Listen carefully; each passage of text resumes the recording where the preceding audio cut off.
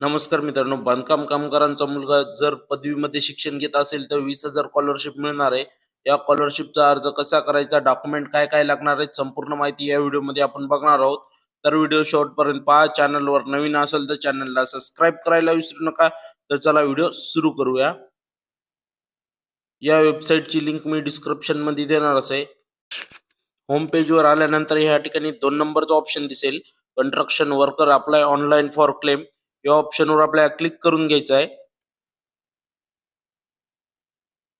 त्यानंतर select action या ठिकाणी आपल्याला न्यू क्लेम या ऑप्शनवर क्लिक करायचं आहे आणि आपला रजिस्ट्रेशन नंबर टाकून घ्यायचा आहे. म्हणजेच आपल्याला बांधकाम कामगार नोंदणी क्रमांक टाकायचा आहे, जो की MH पासून सुरू होतो. मी टाकून घेतो. टाकल्यानंतर आपल्याला या ठिकाणी टिक वगैरे काही करण्याची आवश्यकता नाहीये. डायरेक्ट प्रोसीड टू फॉर्म या ऑप्शनवर क्लिक करायचं आहे. आपल्या मोबाईल नंबरवर एक ओ-टी-पी गेला असेल, तर ओ-टी-पी ह्या ठिकाणी आपल्याला टाकून घ्यायचा आहे. जर ओ-टी-पी आला नसेल, तर ह्या ठिकाणी कोणताही 6 अंकी आपल्याला डिजिट टाकून घ्यायचा आहे आणि व्हॅलिड ओ-टी-पी या ऑप्शनवर क्लिक करायचं आहे.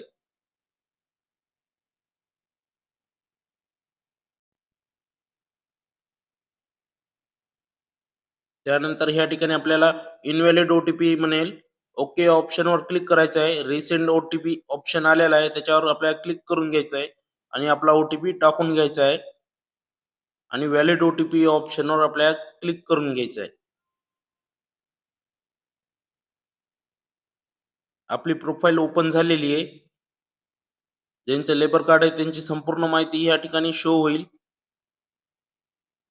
Registration date, renewal date, registration number, Aadhaar number, first name, middle name, last name,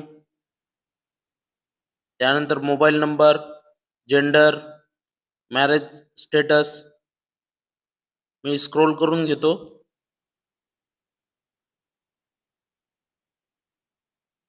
त्यानंतर डेट ऑफ बर्थ, एज. या ठिकाणी आपल्याला बँक डिटेल द्यायची आहे. ज्यांचं लेबर कार्ड आहे त्यांचीच बँक डिटेल द्यायची आहे. मी यापूर्वी क्लेम केला होता म्हणून माझी डिटेल ह्या ठिकाणी ऑटोमॅटिकली आलेली आहे. जर तुम्ही नवीन फॉर्म भरत असाल तर ह्या ठिकाणी आपल्याला बँकेची डिटेल द्यायची आहे. या ठिकाणी IFSC कोड टाकायचा आहे. IFSC कोड टाकल्यानंतर बँकेचे नाव, बँकेची शाखा आणि बँकेचा पत्ता ऑटोमॅटिकली येऊन जाईल. त्यानंतर आपल्याला अकाउंट नंबर टाकायचा आहे आणि कन्फर्म अकाउंट नंबर टाकून घ्यायचा आहे. मी यापूर्वी क्लेम केला होता म्हणून माझी डिटेल ऑटोमॅटिकली आलेली आहे. त्यानंतर सेंटर, तर या ठिकाणी आपल्याला तालुका सेंटर निवडायचं आहे. बांधकाम कामगार सुविधा केंद्र. याच केंद्रावर जाऊन पुढे आपलं डॉक्युमेंट व्हेरीफाय करायचे आहेत. त्यानंतर स्कीम कॅटेगरी, तर या ठिकाणी 4 स्कीम आहेत. शैक्षणिक कल्याण योजना, आरोग्य कल्याण योजना, आर्थिक कल्याण योजना आणि सामाजिक कल्याण योजना. आपली शैक्षणिक आहे म्हणून मी शैक्षणिक कल्याण योजना सिलेक्ट करून घेतो. त्यानंतर स्कीम, तर स्कीम आपल्याला E04 ही स्कीम आपल्याला सिलेक्ट करून घ्यायची आहे ग्रॅज्युएशनसाठी. मी स्क्रोल करून घेतो.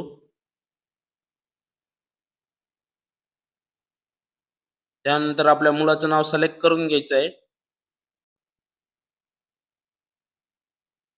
मुलाचं नाव सिलेक्ट केल्यानंतर पुढे आधार नंबर आणि वय शो होईल.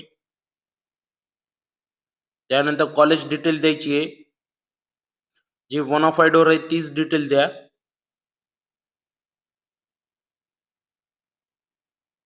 या ठिकाणी आपल्याला कॉलेजचं नाव टाकायचं आहे. त्यानंतर कॉलेजचा पत्ता, त्यानंतर कोणती डिग्री करत असेल ते आपल्याला या ठिकाणी टाईप करून घ्यायचं आहे. कोणत्या वर्षी आहे ते टाकून घ्या. त्यानंतर कॉलेजचा ईमेल ID आणि कॉलेजचा मोबाईल नंबर टाकून घ्यायचा आहे.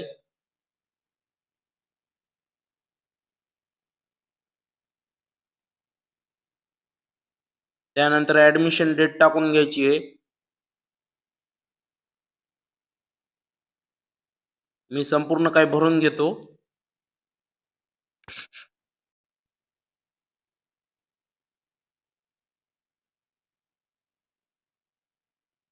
भरल्यानंतर आपल्याला डॉक्युमेंटची साईज ही 2 MB पेक्षा कमी असली पाहिजे. तुम्ही JPG, PDF दोन्ही स्वरूपात तुम्ही अपलोड करून घेऊ शकता. मी स्क्रोल करून घेतो. पहिला डॉक्युमेंट आहे बोनाफाईड. आपल्या चालू वर्षाचा बोनाफाईड अपलोड करून घ्यायचा आहे.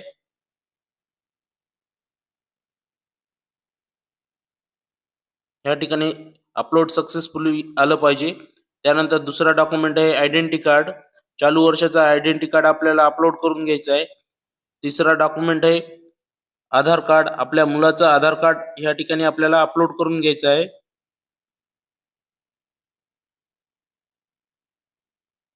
चौथा डॉक्युमेंट आहे राशन कार्ड. आणि पाचवा डॉक्युमेंट आहे सेल्फ डिक्लेरेशन. याची लिंक मी डिस्क्रिप्शन मध्ये देणारच आहे. थोडक्यात हे कसा भरायचं ते थोडक्यात आपण पाहू. या ठिकाणी आपण सेल्फ डिक्लेरेशन ओपन केलेलं आहे. याची लिंक मी डिस्क्रिप्शन मध्ये देणारच आहे. सुरुवातीला ज्यांचं लेबर कार्ड आहे त्यांचं नाव आपल्याला या ठिकाणी टाकून घ्यायचं आहे. संपूर्ण नाव टाका. त्यानंतर दुसऱ्या खाण्यामध्ये आपल्याला आपल्या मुलाचं नाव टाकून घ्यायचं आहे संपूर्ण.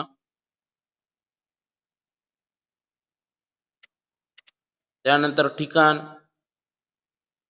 त्यानंतर दिनांक, त्यानंतर अर्जदाराची सही. ज्यांचं लेबर कार्ड आहे त्यांची या ठिकाणी सही घेऊन टाका. आणि ज्यांचं लेबर कार्ड आहे त्यांचं या ठिकाणी संपूर्ण नाव टाकून घ्यायचं आहे.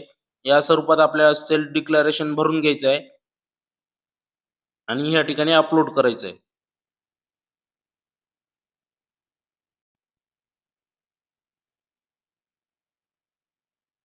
त्यानंतर डॉक्युमेंट व्हेरीफाय या ऑप्शनवर आपल्याला येस करून घ्यायचं आहे आणि स्क्रोल करायचं आहे.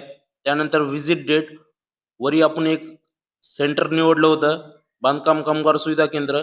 याच सेंटरला व्हिजिट करण्याची तारीख आपल्याला निवडून घ्यायची आहे. तर मी तारीख निवडून घेतो. याच तारखेला संपूर्ण डॉक्युमेंट घेऊन आपल्याला बांधकाम कामगार सुविधा केंद्राला व्हिजिट करायची आहे डॉक्युमेंट व्हेरीफाय करण्यासाठी.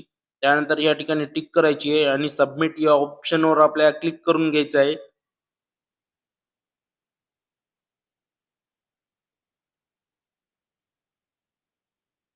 थोडा वेट करा.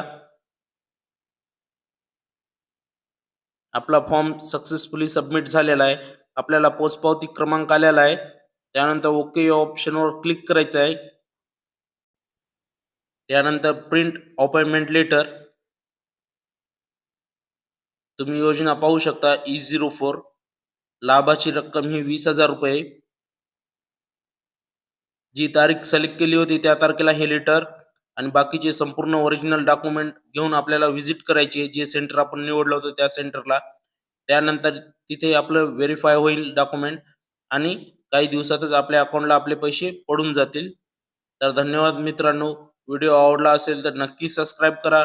जय हिंद, जय महाराष्ट्र.